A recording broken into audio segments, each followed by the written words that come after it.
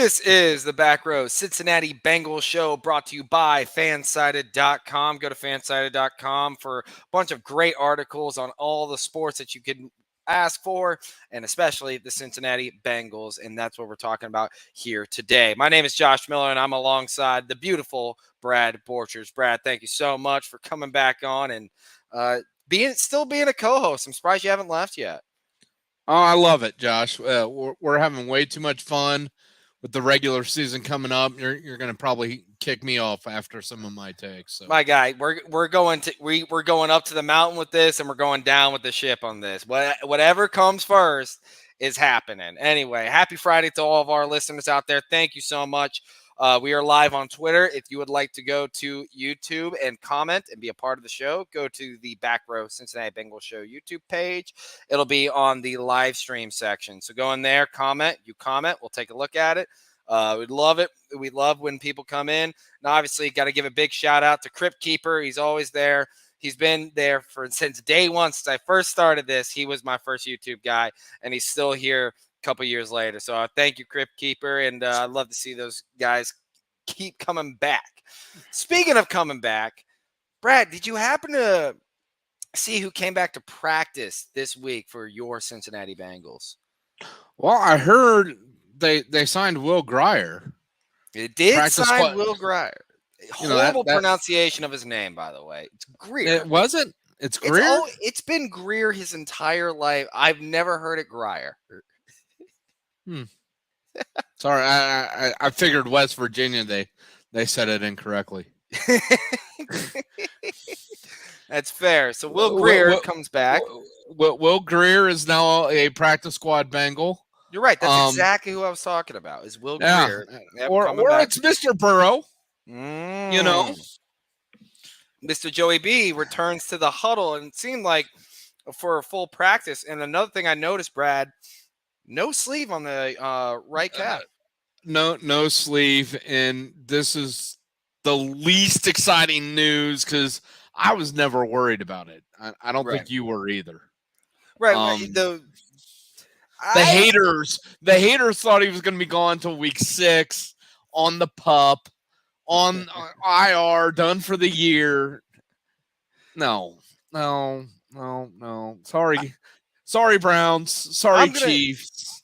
I'm going to throw myself in there and say I was a tad worried. I'll say 10% worried, 90% confident. All right? Which is most of my bad decisions I've ever made in my whole life is 10% worried, 90% confident.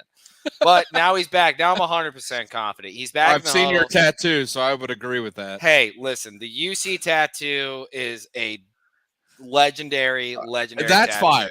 That one is fire. The goat tattoo is also a fire. You just have to be a fan of the music, I guess, to really get it. I guess we're just a select few of us metalheads. But anyway, I almost got a tattoo of a rooster below on my calf. You almost got a rooster on your calf. Why? Yep. Hanging from a noose.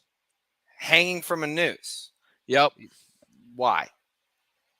Oh, so I could say I have my cock's hanging below my knees. There it is. There it is. I love it. That is a phenomenal tattoo. That's a dad joke. That's Now, is that a dad joke? Are you telling your kids that one? I might tell little man that one. Little man. Yeah. Little man's getting there. So Joe Burrow's back. I mean, that's just now it's almost like, okay, season's back on track. We're ready to roll. He's finally going to have some resemblance of an offseason. You know, again, for his entire career, he's never had a normal one, but now he's finally getting at least a week. 12 days. That's all he needs to be Cleveland. Really all he needs. You know, it's just we've seen him without a full, preseason, and he's gone on to go to the Super Bowl. He's gone on to go to the AFC Championship game.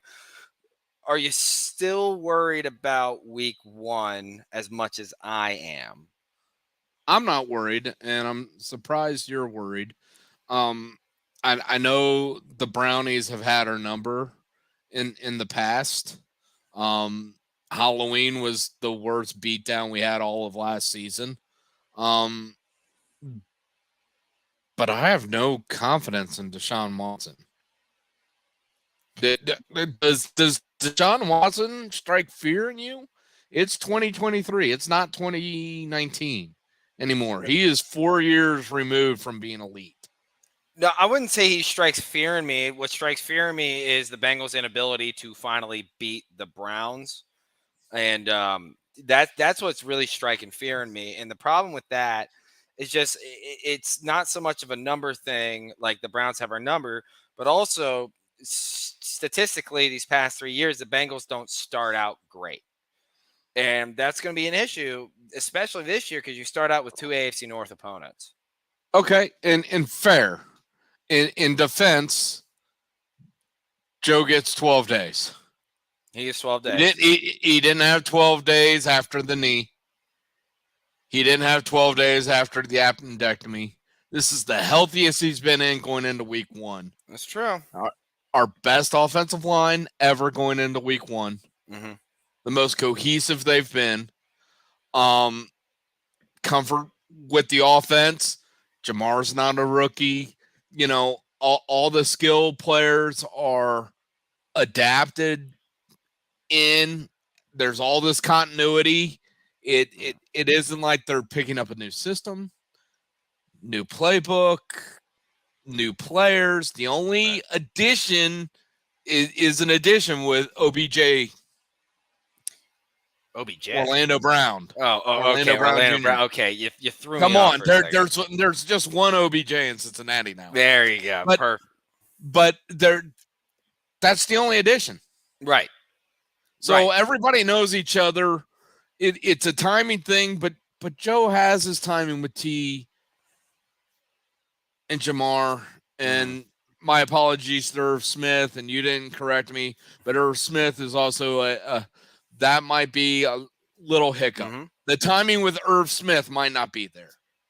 Well, the thing is with that, it's almost like you replace Ichie Uzama with Hayden Hurst, and you replace Hayden Hurst with Irv Smith. It's almost like they're the same person back to back to back. You know what I mean? They're all talented, and they're all utility players, and they're all guys that can make an impact, but they're not going to be your impact players. Right. And I love what the Bengals are doing with tight end. Love it. It's incredible. You know, Minnesota just re-signed their guy, Kelsey. With the pending Burrow contract, with the pending T. Higgins, you got to pick and choose what positions you value. Right. And the Bengals have made it abundantly clear tight end is at the bottom of the ladder. Right. Abundantly clear. But they've been smart about it. Prove me deal with Hayden Hurst. Let somebody else give them a bag. And Carolina happily did. Irv Smith, first-round talent. A little bit of the injury bug. Mm-hmm. Hopefully it works out for us and him this year. And, you know, he'll get a bag going to Arizona or New Orleans or Tampa or somewhere next year. Wherever he's going to go. Go over to Arizona and go to where all the retirees go. Speaking of dumpster fire. Oh, my God. Speaking of dumpster fire. How smart is Lou? How smart is Lou Anarumo? Because I don't think he lost the job. I think he pulled out there at the end. He's like, do you think he pulled out? I mean, that's definitely a take. I mean, we ask ourselves every single year, especially these past 3 years, like, how do we still have Lou Anarumo? One real quick before you get to that, one of our comments is talking about college football. We are going to get to college football later today because I have a lot more I want to talk about college because football's back, baby. Ooh la la. Football is back. But Brad, you got a point. Why don't we throw on some tinfoil hats here? Ooh, as we do. We need to get tinfoil hats. We did a good job last year or last week, and on X, I started spitting our conspiracy theories, and it got good feedback on X. Ooh, not Twitter. Well, you know, I'm hip to be square. Don't you throw those X's up at a UC fan? Don't you ever do that ever again? Oh, is that like a bad gang sign or something? No, it's a Xavier sign. Don't ever throw that up at a UC fan. Don't ever throw that up. But anyway, at any rate, so you're saying with Lou Anarumo, with the job in Arizona, you're saying it's not that he didn't get it; it was that he pulled out of it. Now, when you either pulled out or tanked it. I mean, Yeah. look at what they're doing. It's amazing And what they've done with this defense over the past 3 years. It's amazing. well, it's amazing what Lou has done, but look at what they're doing in Arizona. Oh my God. They're and it's going to get worse because what are they going to do with Kyler Murray's contract after this? Mhm. Because they're all in on Caleb Williams. Right. Right. And they're not tanking for Marvin Harrison Jr. No, they're not. No, they're not. No, they're not. Who's going to take Kyler off their hands? Who's going to do it? And that albatross of a contract. I mean, you got to look at teams that are struggling at the quarterback position, but not only just struggling, but like need somebody to be a bridge guy, like struggling. Like they don't even have a bridge guy. I mean, there's really not many teams in the NFL that need a bridge guy right now. None of them are even really coming to mind. Maybe Tampa. Tampa's got Baker. I would say Baker is Kyler Murray. Is Kyler Murray an upgrade from Baker? But Baker he's an upgrade on the field. I will say this: he's an upgrade on the field, but he is a downgrade He's a downgrade overall because Kyler Murray is going to want to be a starting quarterback. Baker knows who he is. Baker's also been proven to win games. You know, he did lead a team to the playoffs and a playoff win. You got to give him that. You know, he is a bridge quarterback. That's who you're looking at. It's almost like Tyrod Taylor. I mean, and honestly, it's almost kind of looking like at Andy Dalton when Andy Dalton went to the Cowboys. It's like he is a bridge quarterback. With Kyler, I mean, he doesn't look at himself as a bridge quarterback, so he's not going to go somewhere where he wants to be a bridge quarterback. So I bring that back to your point. Who's going to take him? And his contract. Oh my God! How much? I don't know how much guaranteed money because I don't care. Whatever it is, too much. Yes, it has to be north of 150, or is it 130? Oh my God! I'd have to take a look at it from his rookie contract, and I am going to say no, he re-signed because remember there's the big he has to put in 8 hours of film study or whatever. What a ridiculous! How knew. Ridiculous is that? They knew. They knew something was wrong. If you have to put that in the contract, then you don't re-sign the player. Mm-hmm. Mm-hmm. I mean, right. They right. were smart. They moved off of Josh Rosen. Fine. They did it. Mea culpa. Got rid of it. Slight cap hit. No big deal. Got the guy they wanted. Got Kingsbury's guy. Whatever. Mm-hmm. They knew they were done with Cliff Kingsbury. Yeah. And they still signed him to that deal. That's ludicrous. I mean, it's just a travesty. You almost look at it as like, because at the end of the day, not at the end of the day, I don't know where I was going with that. Kind of lost my train of thought. But I'm gonna bring it back to, you know, you look at other organizations because I'm gonna bring this back to a Bengals standpoint. And we talked about it for years and years of the ineptitude of the Bengals franchise. But when you honestly really look at it, and I'm talking about the past 2 decades. I'm not talking overall. Let's talk past 2 decades. All right. So that's that's a 20 years. That's a pretty long spread. The cap era. Yeah. The cap era. Let's go. 2003. Even at the Bengals' worst, it's still not as bad as a lot of other franchises we're seeing around the league as of currently with all the stuff that we know now and all of the new analytics, it's still not as bad. Mm-hmm. And then it makes you appreciate, man, the Bengals these past 2, 3, 4, 5 years. I mean, my God, how right have they gotten it? The end of the Lewis years, there was a downturn. But if you remember, they transitioned from Carson Palmer to Andy Dalton, which is usually a big deal with 5 straight playoff appearances. Right. 5 straight. I think it was the 31 years that has hurt the Bengals' reputation. Yeah. And it was just the stereotypes from the late 80s and the 90s because they were bad. And yes, Crib Keeper, the Carl Pickens stipulation, and it goes right back to Kyler Murray. If you have to put that in the contract, you shouldn't be signing the player. I mean, I do remember the Carl Pickens. You're probably too young for it, Josh. I'm a little younger than you. What, a couple years younger than you? Maybe 1, 2 years. Sure. I think I saw you at an OU party one time. Well, that might be true. We might have to do it. That might have to be an off-season podcast. We talk about Brad's college adventures. We air that out to the world for the world to see. Oh, We'll have to go into that. We could have a college confessional, and College confession. I'm sure Josh would be good. Yeah, I'm sure Josh would have some good ones too. I got a couple here and there. I don't know if they'd be as good as you, but I got a couple here and there. We also like to have fun out here. If we encourage, obviously, drinks responsibly. But if you're listening to this podcast, it is a lot of fun. Me and Brad, we both, have a couple cold sodas on the podcast. So we encourage our listeners to do that. I don't have a sponsor for this yet. I would love to. Throwing it out to Rheingeist and Mad Tree and Cincy Light. Or since I'm a proud Bobcat, if there's anybody with Jackie O's. Jackie O's is a tasty beer. How about Max? We can go out there and do a live podcast. We might have to do that. We might have to take a look at doing go on the road to Athens. Oh, on the road to Athens. We'll do a Joe Burrow stop. We'll vlog it the entire way. We'll do it in front of Joe Burrow Stadium. Perfect. We'll put a nice little table there.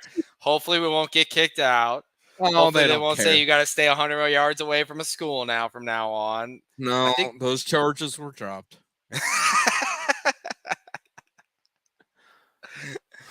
So, Brad, we got to talk about this, and I know. We have to get to the 53 too. At some point, we have to get to everywhere at some point. Mm-hmm. But you almost feel this excitement for a Bengals season. And I think it's been the same for the past, I would say, 2 years. I wouldn't even say Joe Burrow's second year, I would say, didn't have this type of excitement. No, we thought we were a fringe playoff team. Team. Let's see. We're still seeing if Jamar Chase was the right choice over Penei Sewell.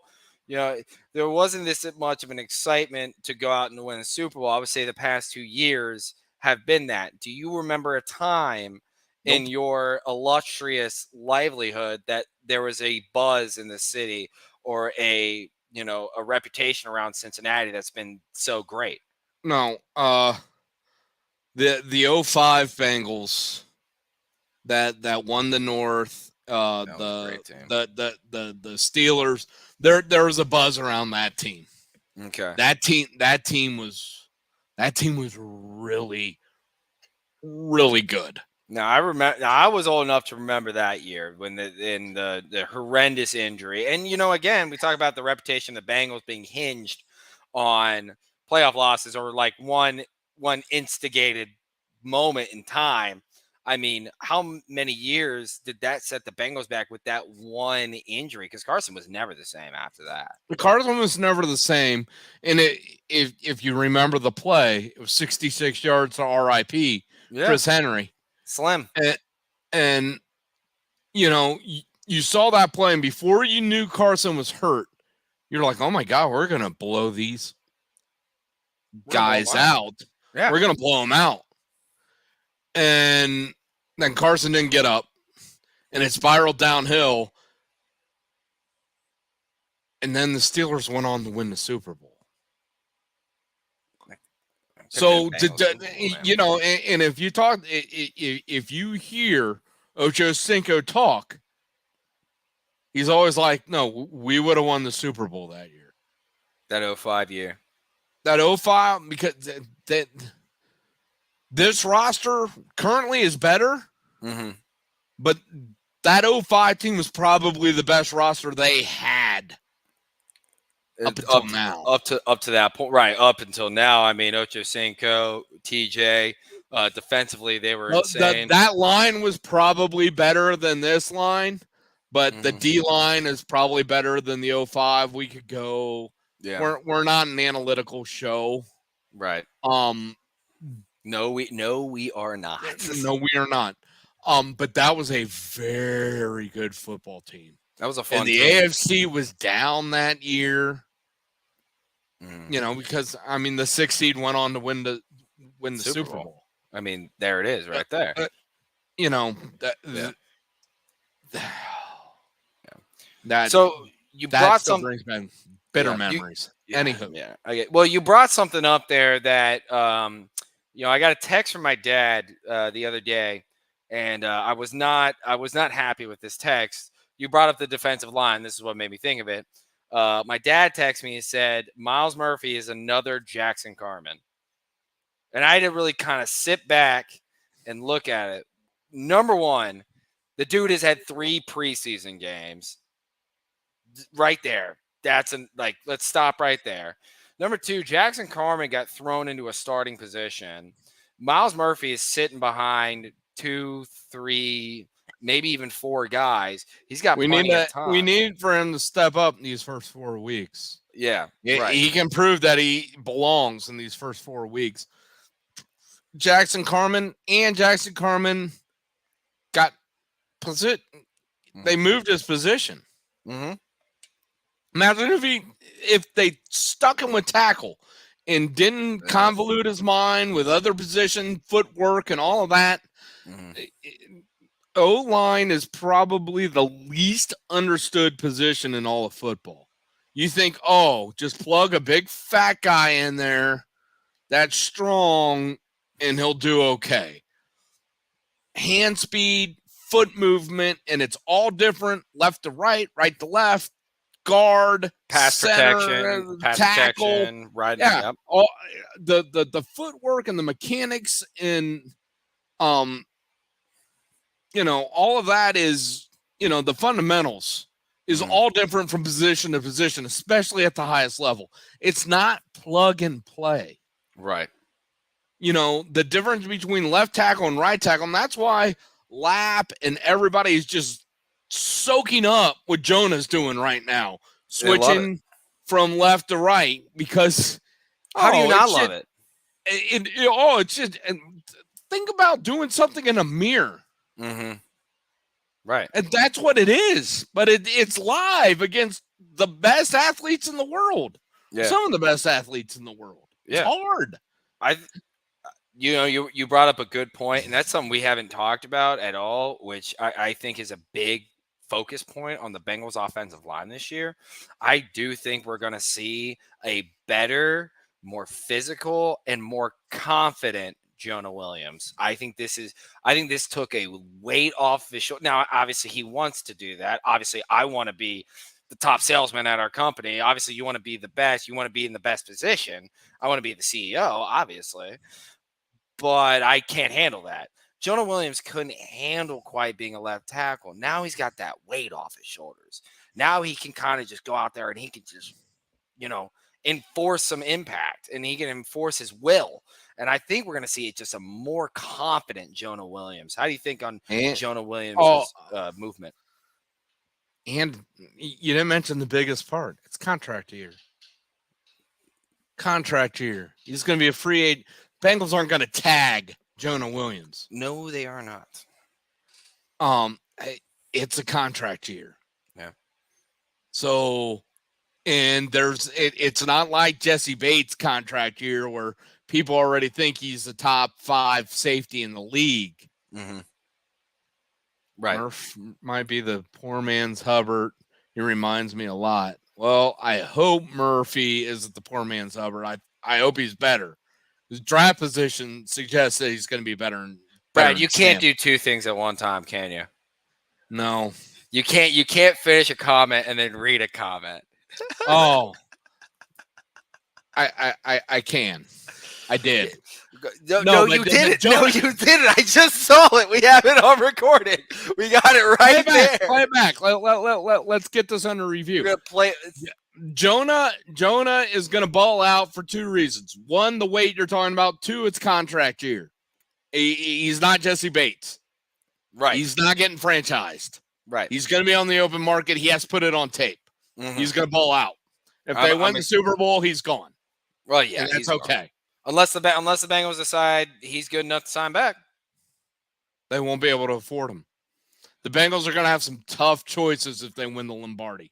Well, the Because Bengals. everybody's going to want their bag Yeah, because they got their ring. right. It changes. You don't give discounts when you have the jewelry. That's You true. get the bag. Look at Kansas City. Yep. There's a perfect example. I mean, they got their ring. Now they're starting to roll. And I think a lot of these players want to be. I mean, you think about this too. And a lot of people, and I was kind of talking about this with Luke Fickell, and I'm tying this into the Bearcats because why not? With Luke Fickell going to Wisconsin, right? Or forget I said that, going to a bigger school, instead of going to University of Cincinnati. If he went to a bigger school, he's going to go in line with a bunch of other great coaches that have already done that. At the University of Cincinnati, the only really great coach we've ever had was Brian Kelly. And then with Brian Kelly left after 3 years. So if Luke Fickell stayed, not only is he building something special, which he truly did. I mean, that 2021 team was probably my most favorite football teams of all time, Bengals and Bearcats. But not only that, I mean, he left after 7 years, but now, I mean, when Luke Fickell retires, we're going to build a statue in front of him in front of the stadium, as we should. He's going to be immortalized. Yeah, and he should. And he got UC into the Big 12.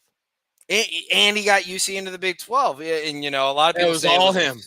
It was a facilities thing. It was a money thing.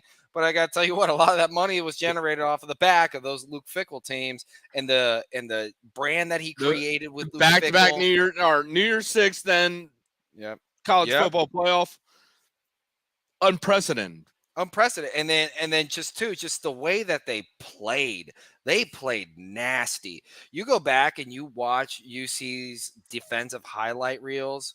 My God, when they hit you hard, and you feel how many you of come over those guys are in the pros now? I think I saw the other day there's 20 Bearcats in the NFL. 9 draft picks from that team when we talk about.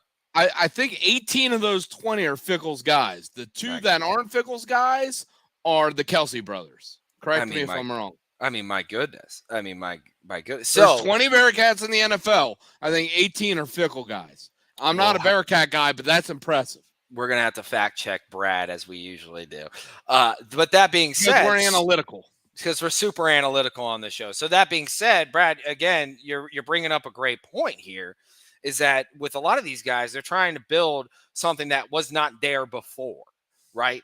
They're trying to build a legacy. If this team wins the Lombardi, they're going to be immortalized as one of the longest running franchises in the NFL, their first Super Bowl.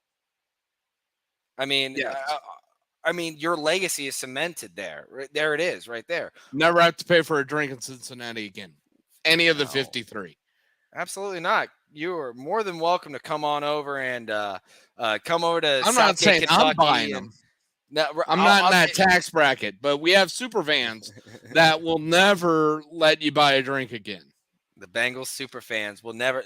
The bars will never let it happen, No. And eventually, Brad, we're gonna have to get your. I'm gonna have to get your hot take on the Bengals super fans, or my hot takes on the super fans, because it's quite enjoyable now. That's my week material. Yeah, right. Exactly. No, we love everybody. If you're listening, we love y'all. We love everybody. We love everybody. What the hell do you guys do for a living? This one.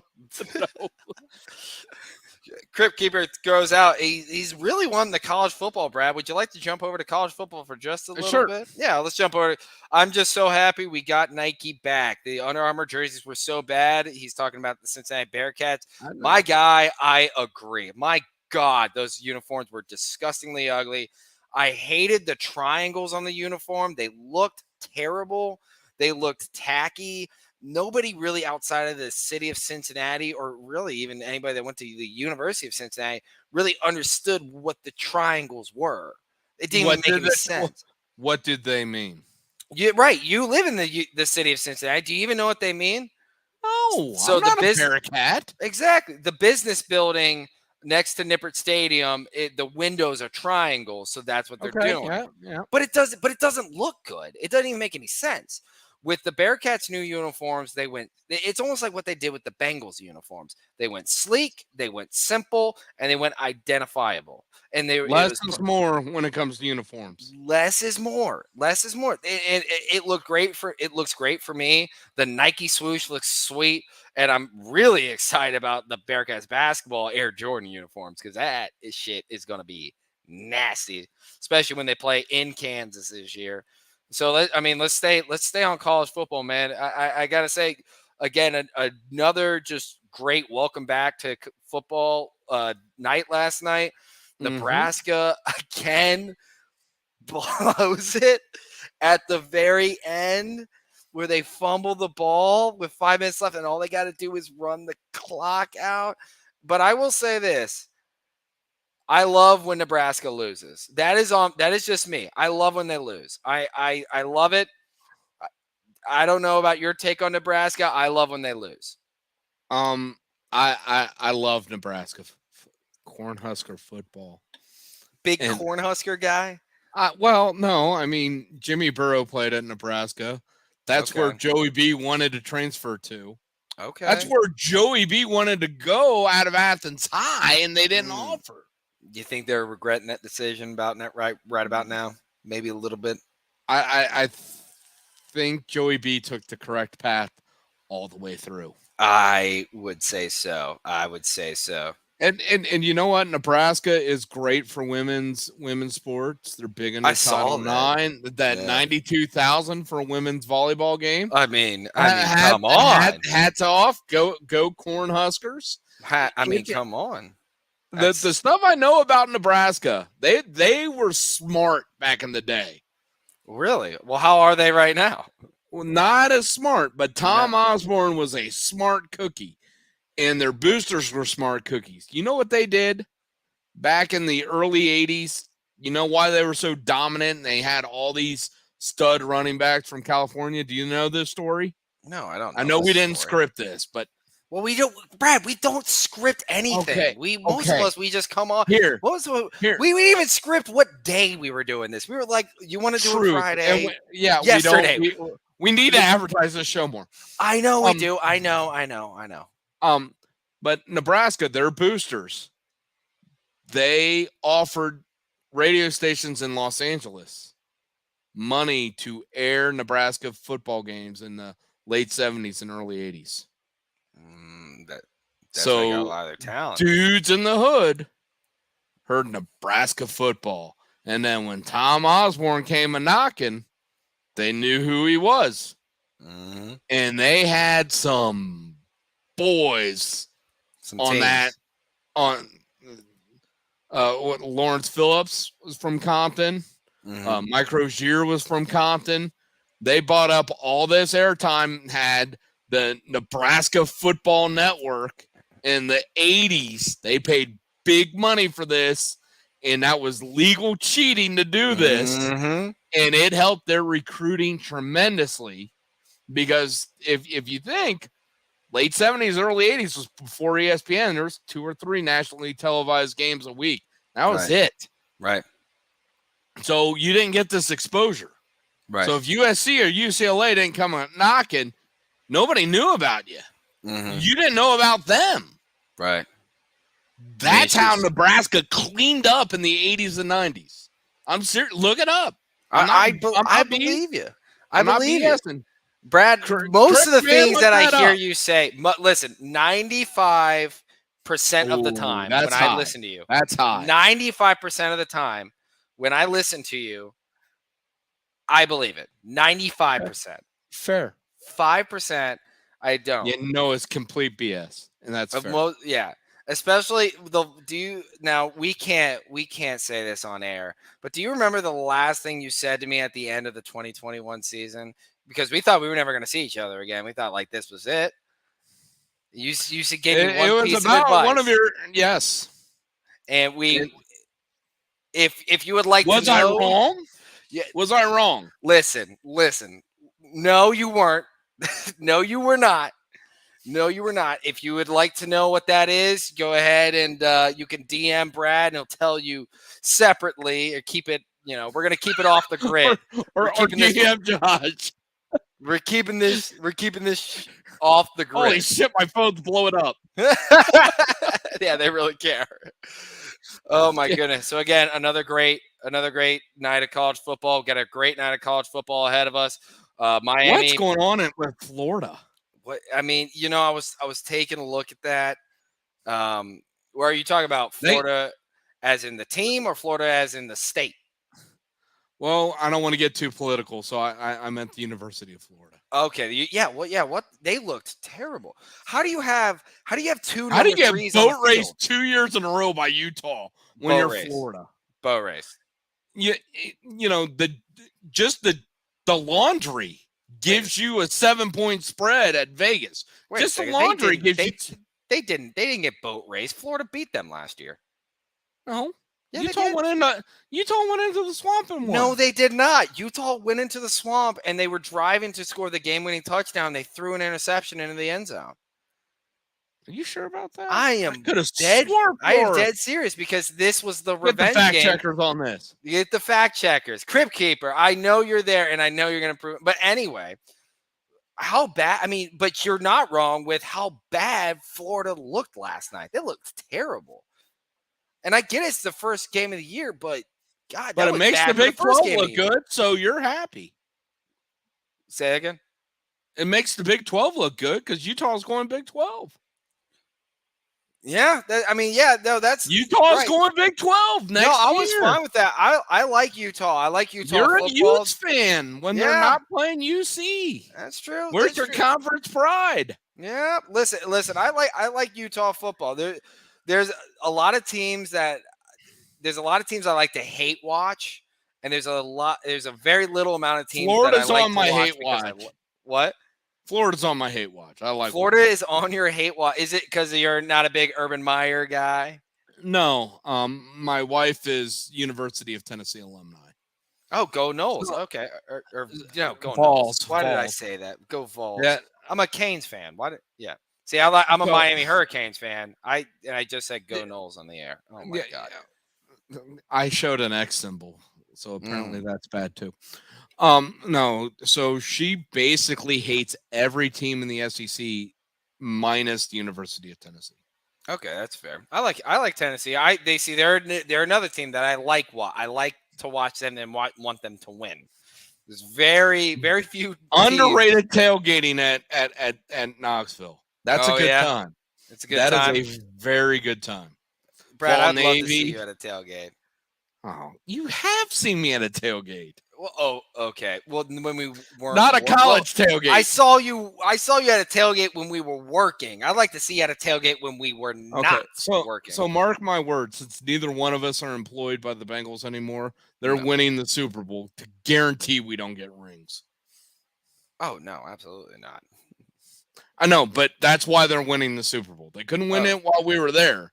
Right. We're done. So they go ahead and win multiple. Yeah. Speaking of which, if you are an 18, 19, 21, 20-year-old kid and you like the Bengals and you like to have a good time and just like a little bit of extra money on the side, I tell you, go to Stripe Squad. You want to get into the games for free? Mm-hmm. Go to Stripe Squad. It's where me and Brad met. We built this friendship up now, and you get to go into games. You get to run around the stadium like a jackass. I mean, you get to watch the games for free. Meet former players. Meet the Blackburn girls. It is a lot of fun. You are a quasi Bengals celebrity on game day. Basically, you wear that Stripe Squad gear, man. People know who you are. People know who you are. So and you have the credentials. You think you're hot stuff, and you're not. Right. Two funny stories about Stripe Squad. I met Tyler Boyd earlier this year, and I said, "Hey, man, I was on the Stripe Squad," and he paused, looked at me confused, and he said, "I think I heard of you guys."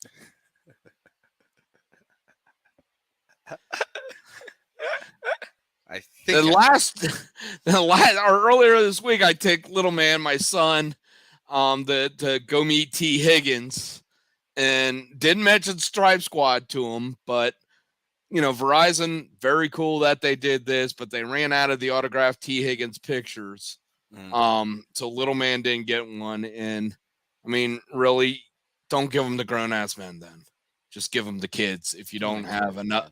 If you don't have enough, because then there's a 9-year-old boy looking at his dad saying, "Why didn't I get a T. Higgins autograph?" So I'm like, "Oh shucks." Um, so outside of, I see a very nice Denali parked right by the employee entrance, illegally parked. I was like, buddy, dollars to donuts. That's T. Higgins' car. I was like, this thing ends in 15 minutes. Do you want to wait? And he's like, can we? So, yes, T, I am sorry we stalked your car, but you signed a picture for my little guy, and it's a forever memory. T, I also know you're not watching. Yeah, I don't think they're watching us. I don't think they're. So we stock out his car, all this. Little man also has a little mini Bengal football helmet. So he gets his picture signed. He runs back to the car. Oh, happy. I was like, you want me to go try to get the helmet signed? And he's like, sure, yeah, absolutely. So T's signing all these people. Gets to me right at the car door. I hand him the helmet and the market. He takes one look at me and says, I got to go. And gets in his car and drives away. But you got the picture signed, right? Little man got the picture signed. Little man got his picture, but there it was hilarious. He took one look at me, fat 44-year-old man, like, really, dude? I gotta go. I gotta go. Brah, I gotta go. Who That's so in the hell funny. Are you? It was fantastic. I laughed, and I laughed. My feelings weren't hurt because he signed about 10 kids stuff. Right. He signed a few grown-ass men, and that's fine, too, because you're fans, too. There's something going on X right now, or Twitter. I guess we have to call it Twitter because we can't say that, third to the last letter of the alphabet. We're not. Yeah, no. That so letter's Twitter, not allowed here. Okay, good to know. So on Twitter, somebody was complaining about men wanting pictures with players at Taste of Bengals. Did you see any of this? No. So I really do try. I mean, I do. I love everybody in the Bengals community, and everybody's been so nice to me and awesome and everything. I really do try to kind of, especially on social media, kind of distance myself from the influencers because it wasn't in it, and it was retweeted. Somebody was complaining on WLW. Yeah. About, what, but they're not pushing kids away. You're fans too. You're jersey buying and card buying and going to games. It's what keeps the NFL machine going. Us watching it on television. You want your picture with your favorite current player, even if they're 20 years junior, go for it. You're a fan. Fan is short for fanatic. That's true. Just don't push kids out of the way for the autographs. I agree. It's got to be kids first. I got to say my nieces. Well, no, I was just going to say my nieces who have never been into football until about 2 years ago. I mean, one's in 8th grade, one's in 5th grade. And, in our family, football is religion. And now they're starting to come around to it. And now, like, my niece got a video of her with Evan McPherson, and Evan McPherson is signing a football for her. I mean, that's just something that's just like, oh my gosh, like the next generation's getting started. And my nieces are able to, like, I'm more happy that she got that than if I would have ever even looked, been around Evan McPherson or like that makes me the happiest. What am I going to do with a T. Higgins autograph? The mini helmet was for my son. Mm-hmm. With how the authentication and merchandise and all of that, there's no resale value to this, people. None. And that's great that you get your football.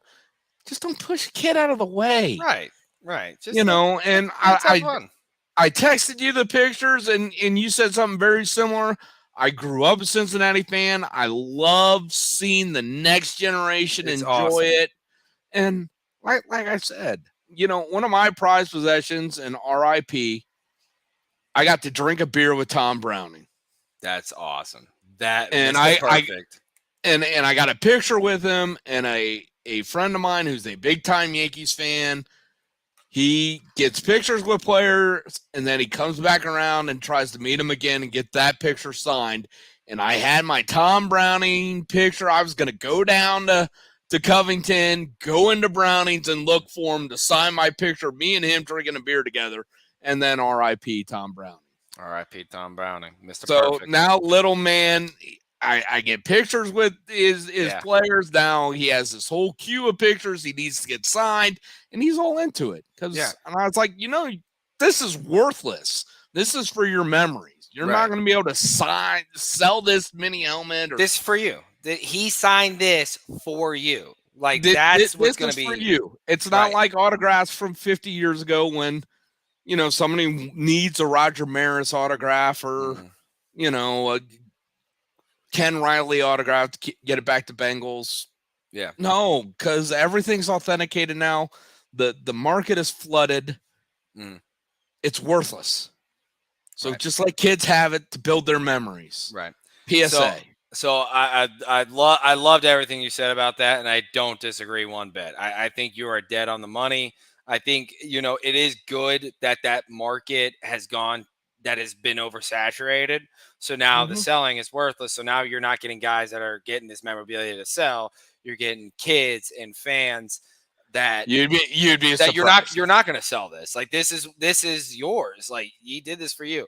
Now I do have a story, and I know I like to keep it mainly not about us, but you don't forget it's our podcast. It's preseason. We can analyze the 53. Also preseason. R.I.P. Stanley Morgan.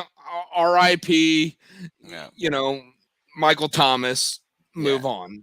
Trent Taylor, we loved you. Okay. We'll get to that. Well, okay. So on 2 Saturdays ago, the Bengals had a get together for the season ticket holders for them to get their season ticket, gift. You get a drink ticket, and then also you get to walk down on the field and everything, a whole 9 yards. It's great.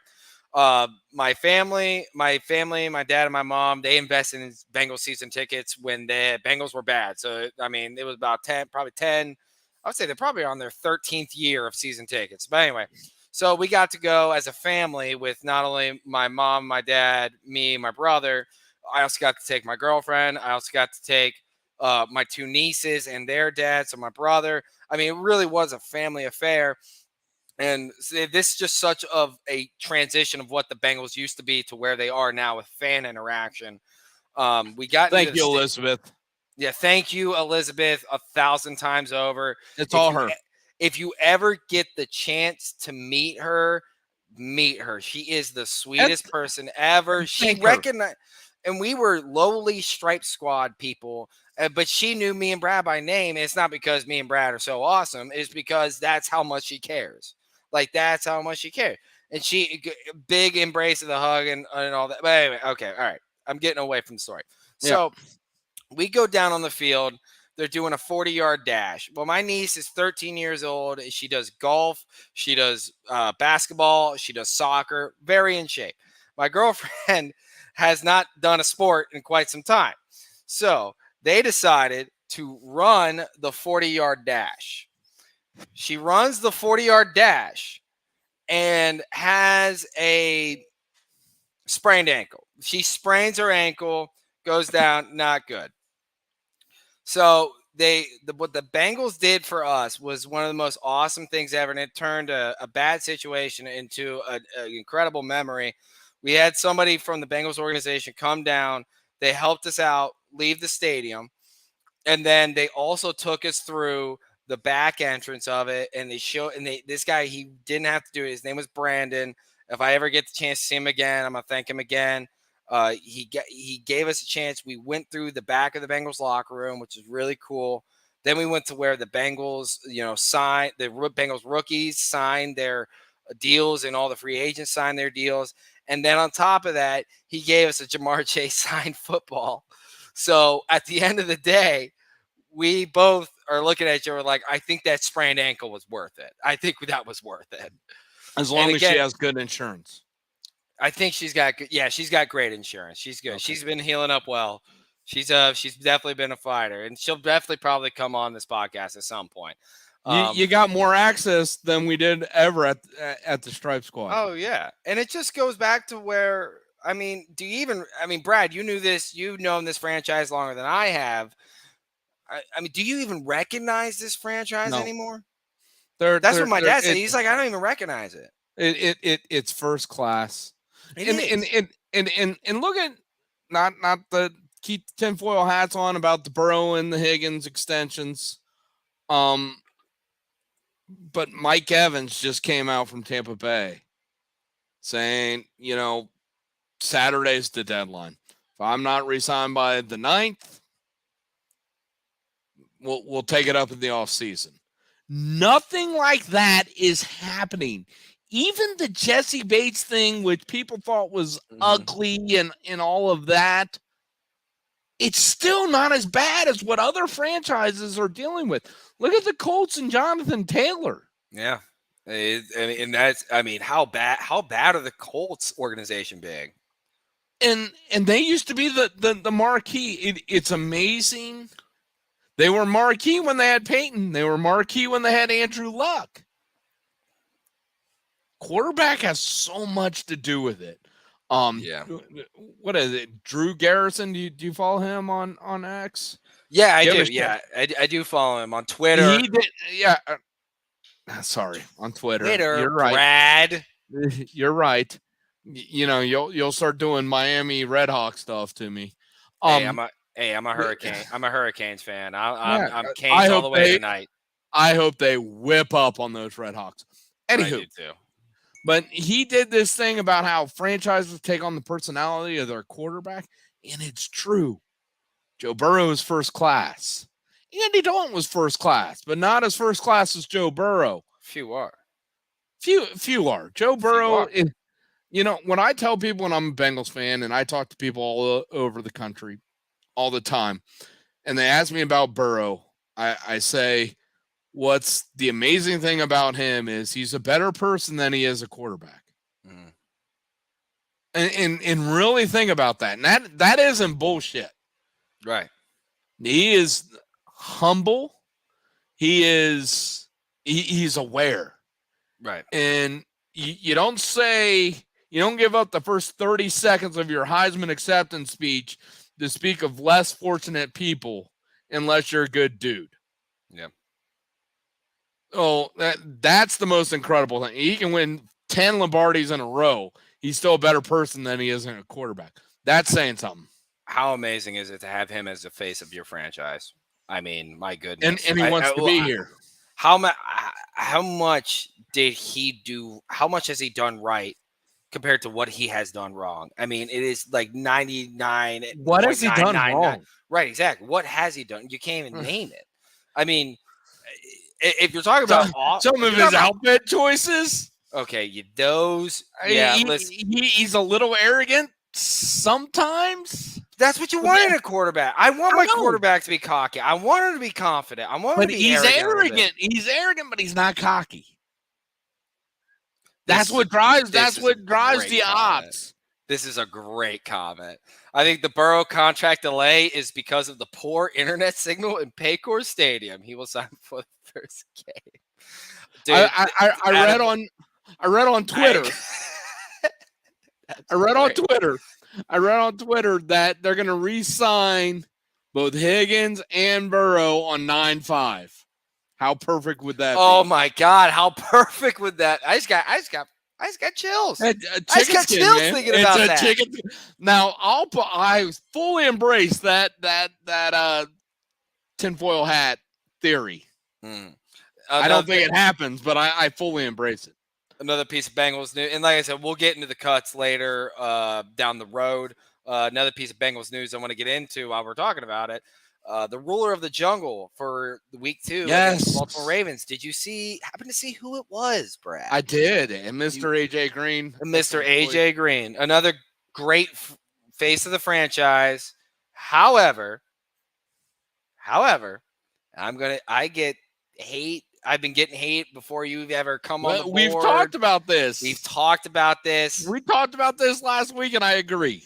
AJ Green is overrated as a Bengal. He was a great player. He was awesome. There were times where he, was the show. However, there was a lot of times where he was not on the field. There were a lot of times where he dropped balls. There were times where he had a big problem with fumbling the ball. The receivers they have now, when you look at T. Higgins, I'm going to go with T. Higgins because Jamar Chase is, I think personally, the best wide receiver in Bengals history. Already barred. He doesn't have the numbers yet, but He's by he will far get the there. most talented. Yeah, right. Sorry, Exactly. Chad. So I right, love you, Chad. Sorry. Right, exactly. So, but you're right. Barring any sort of catastrophe, Jamar Chase is going to be there. So I go to the calm that is T. Higgins because they're very similar in body type. They're very similar with how they play the game. But when you look at T. Higgins compared to AJ Green, T. Higgins is way more physical. You can trust him to fluid. You can trust AJ him to Green always hold on. looks stiff. Yeah. And a lot of people talk about, well, AJ Green had Andy Dalton, and that's fair. That's fair. Very, very, But very. then now you got to look at what does T. Higgins do after the catch? After the catch, T. Higgins is physical. He holds on to the football, and he, knock on wood, he doesn't get injured. He's tough. He's strong. You can tell him he manhandles secondaries by himself. And he has the nicest smile on the Bengals. He does have a great smile. He does. That's Mrs. Beautiful Brad's favorite players, T. Mrs. Beautiful Brad's favorite player right there. So you're losing it. I just wanna pinch his cheeks, his baby face. I'm losing mine to Joe Burrow. I mean, she's already gone. We've already made a deal. She said if she ever gets a chance, she's out of here for Joe Burrow. And I'm like, I get it. He's getting engaged, apparently. Allegedly. And I said, if I ever get the chance, I'm out of here for Joe Burrow. I don't know what you're talking about. You got to get to him before I get to him. Number one. No, I think even though she's old enough to be T's mom, and so I think T is on her friend's 5 card. If you're old enough, Brad. Uh-oh. That's why I took Little Man and not her. Well, Brad, I think that was a great way to end it out. Another great show. We went an hour this time. Look at us go. Next week. We didn't talk about cuts. We didn't even talk about cuts. We just started rambling on. Next week, we will be more game in depth because it will be freaking game week. The NFL is back. The Bengals take on the Browns at 1:00 in Cleveland. We will be giving you. I want predictions. Do we get predictions? Who's winning each division? Oh, don't you worry. Our Super Bowl, because I might do homework and analysis. You're gonna to make sure I know. Just to make sure I know who everybody is in each. Brad is doing it well after that Utah Florida take that you just had. I mean that I'm telling go look it up.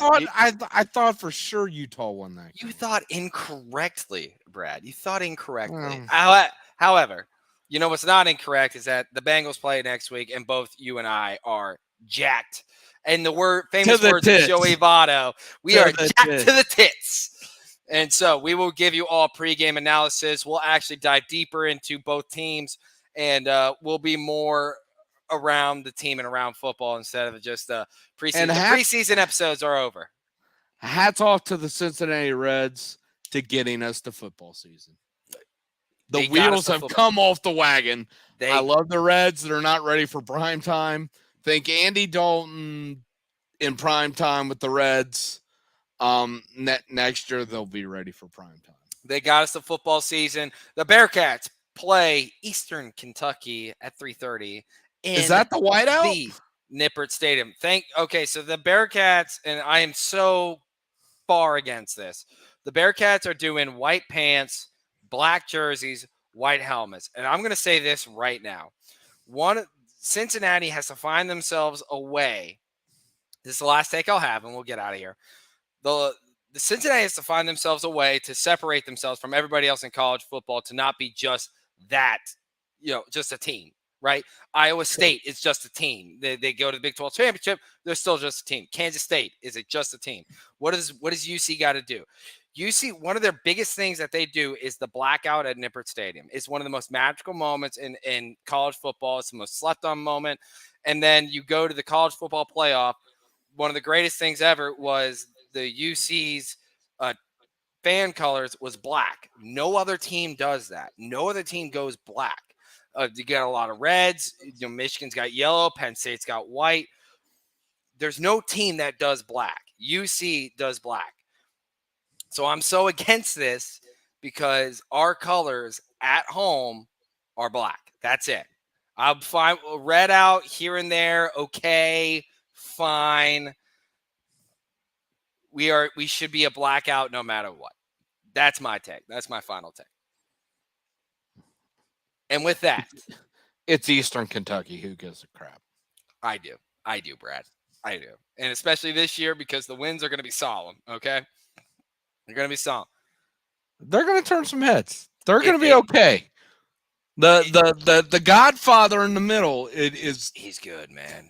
He's really good. Really good. He's and really I hope he's around at pick 32 because we might need a D. I wouldn't mind. I wouldn't mind keeping Dante in the city. And see what I did there with pick 32? Not ever. See what I did there? Brad getting us all excited for the year. Listen, if the Bearcats can control the things that they can control, which is what's turnovers. A successful season? Bowl eligible? If they can get to bowl eligible, that is a successful season. If they could stay middle of the pack or a little bit lower, that is a successful season. Get a couple wins in the Big 12. Have some big marquee moments. They have Oklahoma coming into town. Having a big crowd, keeping that. And that's going to be it. That's the only time they get a chance at the Sooners. Right. That's it. That's the only time. I actually went to the last time the Bearcats played Oklahoma. They played it in Paul Brown Stadium at that time. The Bearcats could have won that game except for DJ Woods fumbled 2 punt returns. Still upset at that. But now they played Oklahoma in the past, really? They did. Yeah, they did. Shit. That was a Butch Jones team, and they had him too. You can go watch the highlights on YouTube. I'm not. I know you're not. You got a family and stuff to deal with. And I'm a Bobcat baby. I love the Bobcats, man. I got a take on Ohio University football. Go for it. We're gonna have to wait till next week, Brad. Okay, because we good good cliffhanger. We're gonna make time for Bobcat football right before the season starts. Right before the season starts. I want to thank everybody for listening in. Crypt Keeper, you are the man. Thanks for sticking it out with us year in and year out. Love Keeper, everybody. Thanks for not correcting me on the Utah thing. Crypt Keeper, you get a point deduction for me for not correcting him. Anyway, this has been the Back Row Cincinnati Bengals show brought to you by fansided.com. I am Josh Miller. I'm Brad. Is beautiful, Brad. And we will see you next week for the preseason opener against the dreaded, the disgusting, and oftentimes vile Cleveland Browns. Appreciate everybody for listening. We'll see you next week. Hoo day! Hoo day!